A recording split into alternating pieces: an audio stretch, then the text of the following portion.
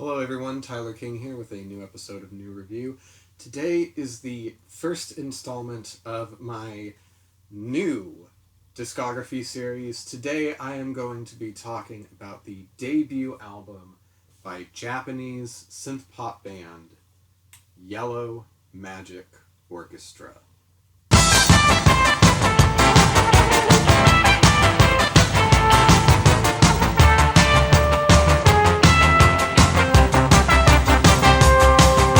So before I talk about the album, I do need to set up the origins of the Yellow Magic Orchestra. Yellow Magic Orchestra is comprised of three members: Haruomi Hosono, Ryuichi Sakamoto, and Yukihiro Takahasi. Also, forgive me going forward if I do mispronounce any names. Japanese is not my fluent tongue, but I will do my best to pronounce the names of the members as accurately as I can. So, all three members of Yellow Magic Orchestra, by 1978, which is when this album was written, recorded, and released, were already well regarded in their own rights. Yukihiro Takahasi, who's the drummer of the band, had been drumming for years in a band called the Sadistic Mika Band, which then turned into the band The Sadists. Ryuichi Sakamoto had a degree in, I believe, music composition. He studied classical music in college, and he was almost a sort of session musician by now. He had already recorded, by the time this album came out, he had already recorded his debut solo album, Thousand Knives of Ryuichi Sakamoto, with Haruomi Hosono. But he was mostly playing the role of keyboards and synthesizers in other people's albums and projects. The most accomplished of the musicians by this point was Haruomi Hosono, who plays bass and keyboards for Yellow Magic Orchestra. He had been playing bass professionally since, I believe, the late 60s in mostly acid rock bands by this point, or by like late 60s, early 70s. That was really his trajectory, and then he ended up really focusing on his solo material. And besides a debut album that was a little bit more folk oriented, he really started focusing on making music that could be termed as exotica. And what exotica was almost like the Japanese subversion of like what America at the time thought that Japanese or quote-unquote Oriental music sounded like. And on one of those albums, I believe it's pronounced Paraiso or Paraiso. Again, unfortunately, it's not my native tongue. He was joined by Yukihiro Takahasi and Ryuichi Sakamoto. And apparently, whatever happened between the three of them really just exploded, because they were helping each other with their debut albums, with other projects, and then finally in 1978, they got together and recorded this. Now, there are two versions of the debut album. I am mostly going to be focusing on the original Japanese version, and then I'm going to conclude talking about the American version and the differences between them. Now, Yellow Magic Orchestra, I think that one of the primary things in understanding their music is focusing on the word orchestra. Especially Sakamoto came from a more academic field, and it seems like on a lot of these compositions, and really going forward with most of their music, it is presented and recorded and played in such a way that it really feels like an orchestra could play some of these songs. You have a lot of layered keyboard parts. You have mostly live drumming on here. You have Hosono playing amazing bass lines. You can definitely tell that that's his primary instrument. There aren't a lot of vocals on the album. The most... what's the word I'm looking for? The most utilized vocal take on the album is from the song, and I'm going to probably mispronounce it, La Femme Chinoise, which is by drummer Yukihiro Takahasi himself. I mean, gosh, where do I even start with this album? It's almost like this perfect blend of video game music, new wave music, synth pop music. It's like they took the sound of a band like Kraftwerk, who the same year released their album The Man Machine, and made it more human feeling. Because with Kraftwerk it was very robotic, very calculated, and a bit sparse, whereas with Yellow Magic Orchestra, it is more full and it breathes more. It's a bit more alive, so to speak. And it definitely has that more human element that something like an album like The Man Machine or Trans Europe Express lacks. Which isn't to say that I don't like those albums. I love those albums. But comparing the two, it's almost like night and day. They're both bands who primarily use synthesizers, but I think that, at least between Kraftwerk and Yellow Magic Orchestra, they approach it in a completely different way. So, on this album, you have something like Firecracker, which is, technically it's the second song, but the first song is just kind of in a intro track, and it just explodes out at you in such a way that, you know, something like the song The Man Machine or The Robots or The Model might not. Going forward, I'm going to try to keep the Yellow Magic Orchestra and Kraftwerk comparisons to a minimum, but the reason why I compare them is because at the time, they really were the two bands, I think, who revolutionized the use of synthesizers in quote-unquote popular music.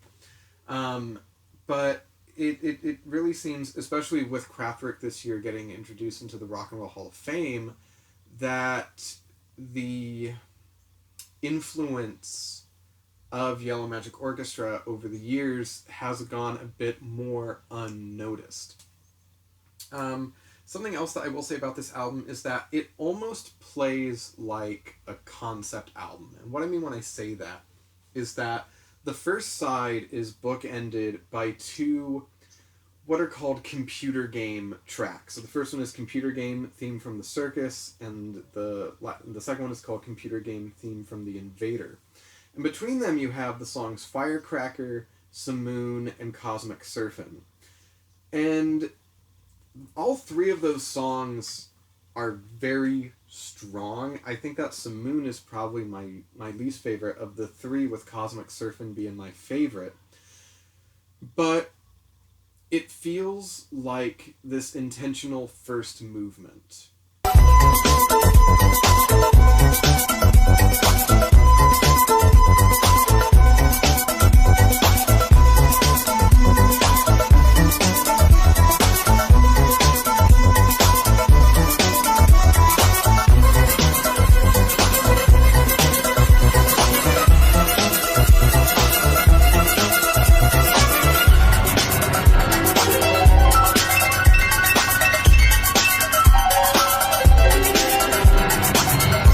I say that is because on the second side, those 5 songs all transition into each other to the point where you could turn on the second side of this record and just leave it playing, and without knowing that it's five different songs, and you might just think that it's one large movement because that's how it plays. And that, I think, goes back to what I was talking about, where really the idea of an orchestra and of orchestration plays very strongly into this album. um, the second side starts with easily my favorite song on the album, Tong Poo, which is a song. It's composed by Ryuichi Sakamoto, and I know that he's come back to it a few different times over his career.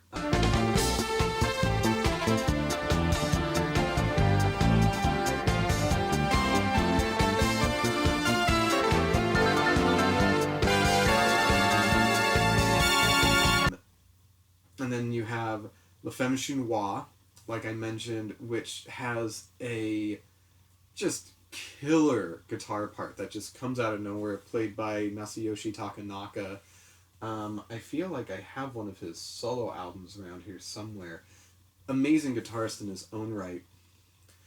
And La Femme Chinoise is a...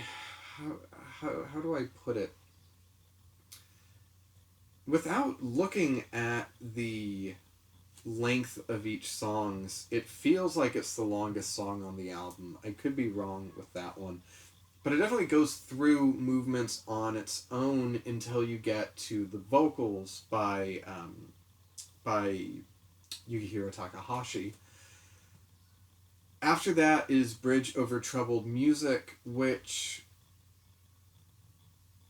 what's the word I'm looking for? So as Tong Poo transitions to La Femme Chinoise, there is this repeated synthesizer part. And Bridge Over Troubled Music takes that synthesizer part and adds a lot more of a darker element to it. You get some noises in there that are almost scary sounding.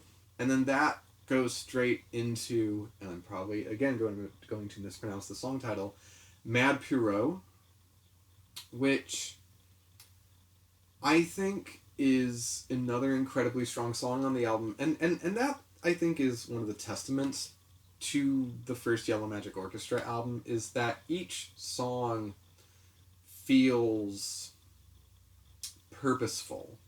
What I mean when I say that is that, like, yes, when a band or an artist records an album, I think each song should serve a purpose, but, you know, sometimes, especially nowadays, you know, now that the primary way to digest music is through streaming services, where you don't have a cap on how long an album can be, you do get more albums with more filler on them, I feel.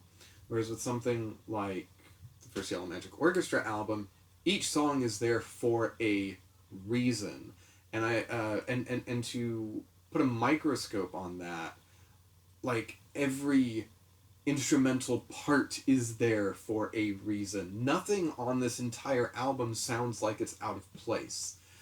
The album ends with another shorter piece called Acrobat, and, like, each half of this album, like, intentionally feels like a movement unto itself. It is very deliberate, I feel, in its track listing. It is very deliberate in how the songs flow from one to the other, especially on the second half. There's no real song on here besides maybe Simoon, where I feel like, not even bored, because I don't feel bored during Simoon. I'm just more anticipating for the next song, Cosmic Surfin'. It's like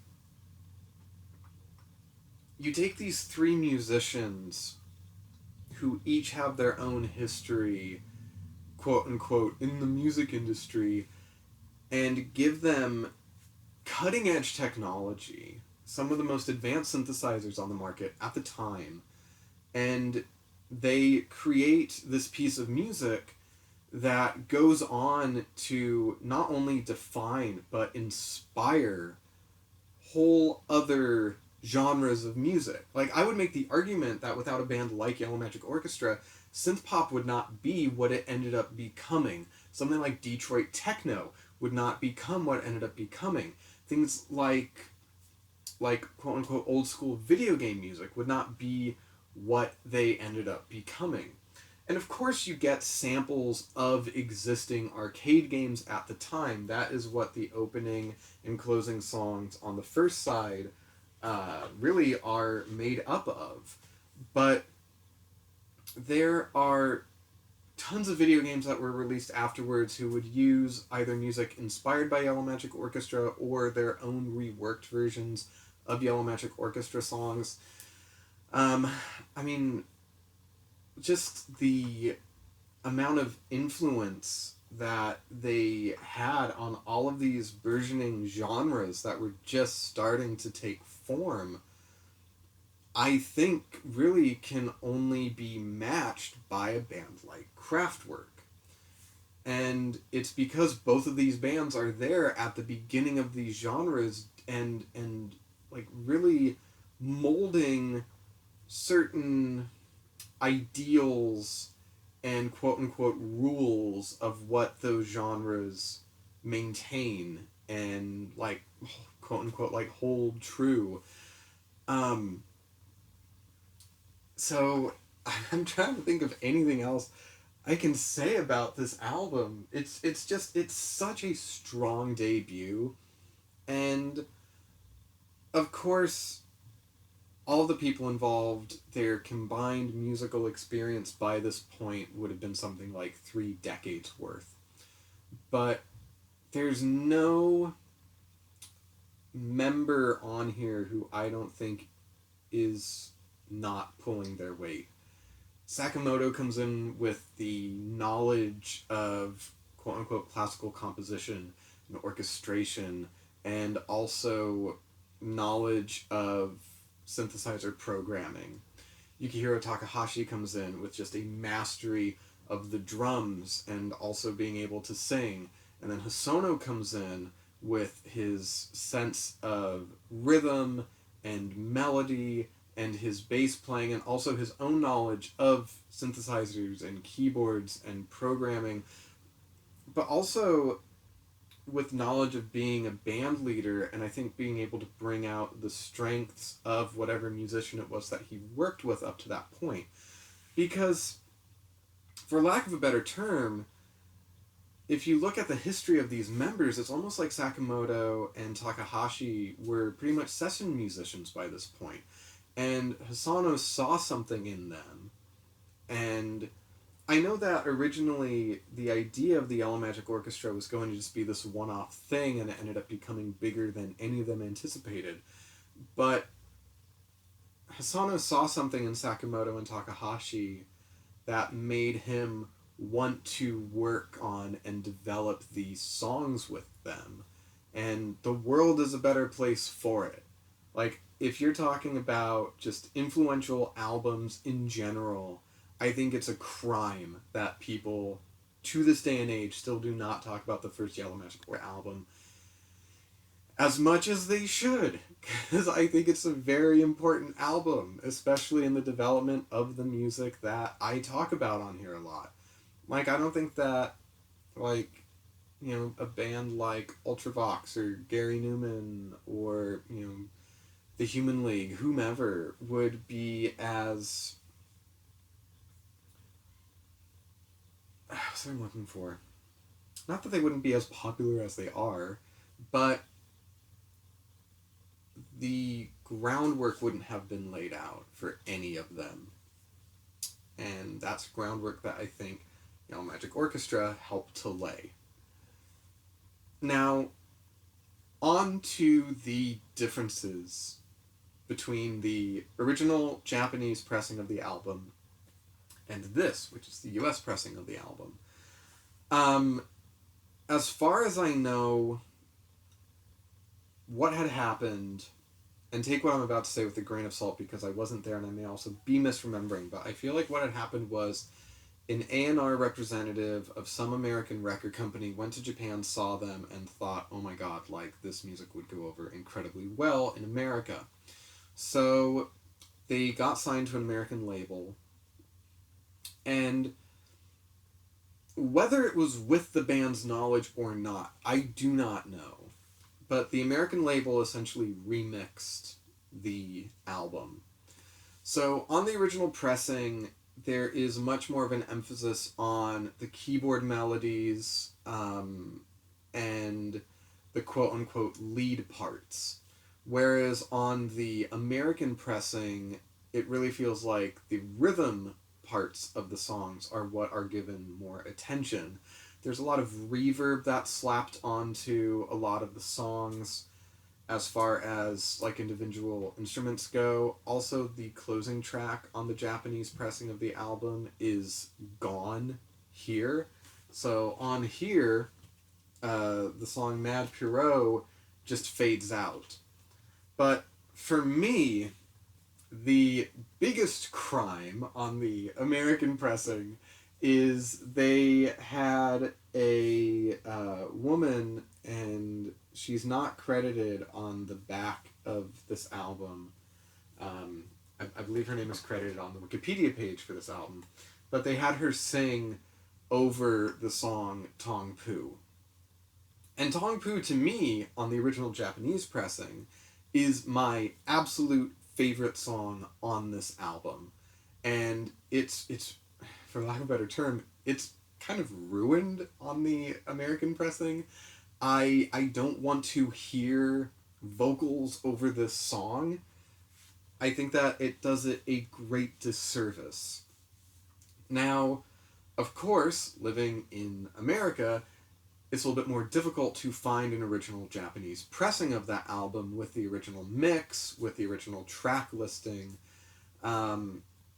And it's much more easy, of course, to find a secondhand copy of an original US pressing. So that is why I have the pressing that I have. If I ever find an original Japanese pressing, of course I'm going to grab that, because that, to me, is the preferred way of hearing this album. Especially, I think, by taking out the final song on the Japanese track listing, it lessens the feeling of the second half of the album really being a movement. Because it's just a... I don't want to say it's a perfect ending, but the way that the Japanese pressing closes helps to put a... it's like a more definitive ending to the album instead of the fade out that we get for Mad Pierrot on the US pressing. So of course, if you ask me which one I'm going to listen to, I'm going to, find an audio rip of the original Japanese pressing. Which isn't to say that the US pressing is horrible. It's not horrible. If it's the only version that you're familiar with, that is totally 100% fine. But if you can, listen to the Japanese version. That's the version that is on really like every streaming site. And I know that in more recent years, as the album has been repressed, especially on CD, they'll include two versions. So there will be one disc with the Japanese version, one disc with the American version. Yeah, it's just a phenomenal album, especially for a debut. I think that this is up there with... I mean, and I know I keep tripping over my words, but listening to this album, it doesn't sound like something that would have come out in 1978. It sounds years ahead of its time. And I would make the argument that the first few Yellow Magic Orchestra albums all have that feeling to them, where you listen to something like this and you think, okay, this must have come out in maybe like 83, 84, maybe 1982. And no, this is a full 4 years ahead of 1982. Like, they were really ahead of the game, and if you haven't heard this album, I cannot recommend listening to it enough. It's to the point where I don't even know if I can give a numerical rating to it, because the impact that it had, just for that alone, I would say it's a 10. For the actual content of it, sure, having the video game sound effects on it, like if you just listen to those songs on their own, they're not great songs. But it's such a tightly made album. I I could not give a unbiased numerical rating to it. Um, I can definitely say what my favorite and least favorite songs on it are, as far as the ones that aren't just like 1 minute long bits. Um, Least favorites would probably be Simoon and Mad Puro, and my favorites would definitely be Tongpu and Cosmic Surfin'. So that is the debut album by Yellow Magic Orchestra, titled Yellow Magic Orchestra. So what do you think? Do you love this album? Do you hate this album? I would love to hear your thoughts and opinions about this album below. And if you want to be able to view this video and all other review videos early, make sure to subscribe to my Patreon, which will be linked in the description box below. You can get early access to my review videos. You get exclusive review videos. I do monthly Q&A video with all of my patrons. They actually helped me decide who to do this next discography series for. It was between Yellow Magic Orchestra and someone else who I'm not going to say. But Yellow Magic Orchestra won out, and I'm glad that they did, because that gives me an excuse to talk about this amazing band. So again, thank you everybody for watching. I'm Tyler King with New Review. Until next time, keep listening to great music.